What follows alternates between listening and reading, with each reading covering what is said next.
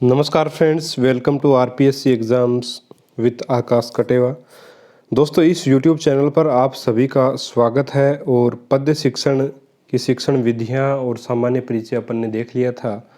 आज अपन पद्य शिक्षण के प्रति रुचि कैसे जागृत की जा सकती है, ये कुछ पॉइंट्स हैं, साधन क्या है इसके, ये देखेंगे।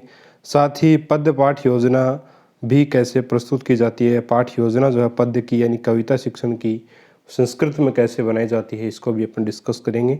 और इसमें क्या महत्वपूर्ण है क्या नहीं है, सारी चीज़ें इसमें अपन डिस्कस करने वाले हैं। तो शुरू से लेकर लास्ट तक वीडियो को ज़रूर देखिएगा। और कल दोस्तों वीडियो नहीं आ पाया क्योंकि किसी पारिवारिक कारण से मैं बाहर गया हुआ था, तो अभी आज आया हूँ, तो आज ये वीडियो आपके सामने लेकर के आया हूँ। संस्कृत की कविता के प्रति रुचि जागृत करने के साधन जो हैं वो निम्न प्रकार हैं। सरल व सुंदर श्लोकों को कंठस्थ करवाना। सरल और सुंदर यानी कि जो याद करने में सरल हों और पढ़ने में अच्छे लगते हों, ऐसे श्लोकों को याद करवाना। विभिन्न भाषा खेल जैसे अंताक्षरी आदि आयोजित करवाना। संस्कृत गद्यों का मातृभाषा में अनुवाद करना। जो गद्य पाठ होता है संस्कृत का, पद्य नहीं गद्य की बात कर रहा हूँ। गद्य पाठ जो होता है, कोई कविता हो गई, सॉरी आपकी कोई कहानी हो गई, कोई नाटक हो गया, उसका संस्कृत मातृभाषा, संस्कृत से मातृभाषा में अनुवाद करवाना। विभिन्न कवियों की जयंती मनाकर उनकी कृतियों पर विचार विमर्श करना, यानी उनकी जीवनी के बारे में बताना, ताकि बच्चा उनसे प्रेरित होकर खुद भी शायद उस कवि की तरह बनने की कोशिश करे। और इसी प्रकार से एक नए कवि का निर्माण भी होता है। ठीक है दोस्तों, नेक्स्ट अपन बात करें तो सबसे पहला श्लोक वाल्मीकि ने लिखा था। सबसे जो पहला श्लोक है वो किसने लिखा था? वाल्मीकि ने लिखा था। भर्तृहरि के अनुसार स्त्रियों व राजकुलों पर विश्वास नहीं करना चाहिए। ये भर्तृहरि जी के द्वारा कहा गया। अब ये क्यों कहा गया, किस प्रकार से, किस कारण से कहा गया, ये वही जाने। बाकी स्त्रियों व राजकुलों पर विश्वास नहीं करना चाहिए, ये किसने कहा है? ये कहा है भर्तृहरि ने कहा है। ठीक है दोस्तों, नेक्स्ट अपन बात कर लेते हैं। पद्य पाठ योजना के 3 अंग होते हैं। पद्य की जो पाठ योजना होती है उसके कितने अंग होते हैं? 3 अंग होते हैं। पहला आपका वाचन, सबसे पहले वाचन होगा। पाठ प्रवर्धन, पाठ को आगे, पाठ प्रवर्धन का मतलब क्या होता है? पाठ को आगे बढ़ाना। तो सबसे पहला अंग है वाचन, दूसरा है व्याख्या, तीसरा आपका अन्वय। ठीक है, अन्वय 2 प्रकार से होता है, दंडान्वय और खंडान्वय। दंडान्वय और खंडान्वय दोनों का उपयोग जो है वो अन्वय में होता है। ठीक है, नेक्स्ट अपना पाठ योजना। पाठ योजना सबसे पहले अपन जानते हैं क्या होती है? प्रस्तावना होगी, उसके बाद में उद्देश्य कथन होगा। उद्देश्य कथन में विषय, भाव, रस का संक्षेप कथन होगा, यानी कि क्या तो विषय इस कविता का, इसमें क्या भाव और इसमें कौन सा रस जो है इस कविता में लिया गया है, वो उद्देश्य कथन में रहेगा। उसके बाद में प्रस्तुतिकरण रहेगा। प्रस्तुतिकरण में सबसे पहले क्या होगा? आदर्श वाचन होगा, शिक्षक के द्वारा यति गति पूर्वक 2 से 3 बार, यानी कि श्लोक को पढ़ा जाएगा शिक्षक के द्वारा यति गति पूर्वक, यानी कि बिल्कुल सही सुर, लय और ताल के साथ ये पढ़ा जाता है, जिससे बच्चे इसमें इंटरेस्ट लेते हैं। ठीक है, 2 से 3 बार ये शिक्षक के द्वारा ये कार्य किया जाता है। नेक्स्ट अपन देखें, उसके बाद तो होता है अनुवाचन, और इसके बाद अनुकरण वाचन बच्चों के द्वारा होगा, जो टीचर के पीछे पीछे पढ़ते हैं। फिर अशुद्धि संशोधनम, अशुद्धि यानी कि अशुद्धि शोधनम में होगा आपका बच्चों को जो समस्याएं आई हैं उसको दूर करना। कोई वर्ड समझ में नहीं आया है उसका अर्थ बताना, तो इस प्रकार से अशुद्धि संशोधन में कार्य होंगे। फिर काठिन्य निवारण, कठिन शब्दों का निवारण इसमें होता है।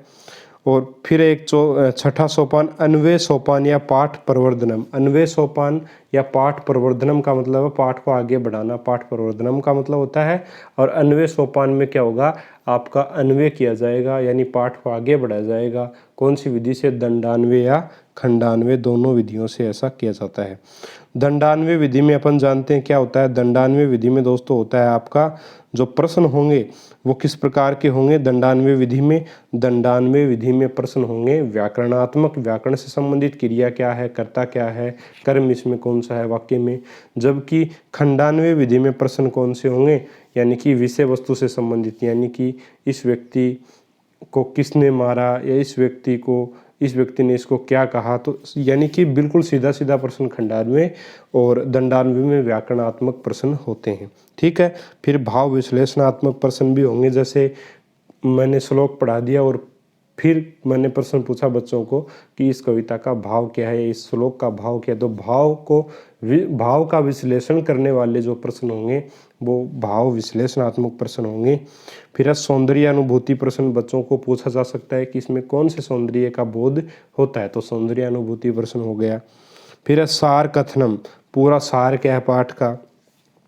तुलना संभाव श्लोक के साथ, यानी कि इसमें उसके बाद में तुलना की जाती है कौन से श्लोक के साथ, जो श्लोक अपन ने बच्चे को सरल और सामान्य और सरल श्लोक जो याद करवाए उसके साथ तुलना करके अपन बताएंगे, जिससे बच्चा जो आसानी से उस श्लोक को अर्थ को याद कर सके और उससे जुड़ सके और श्लोक को भी याद कर सके।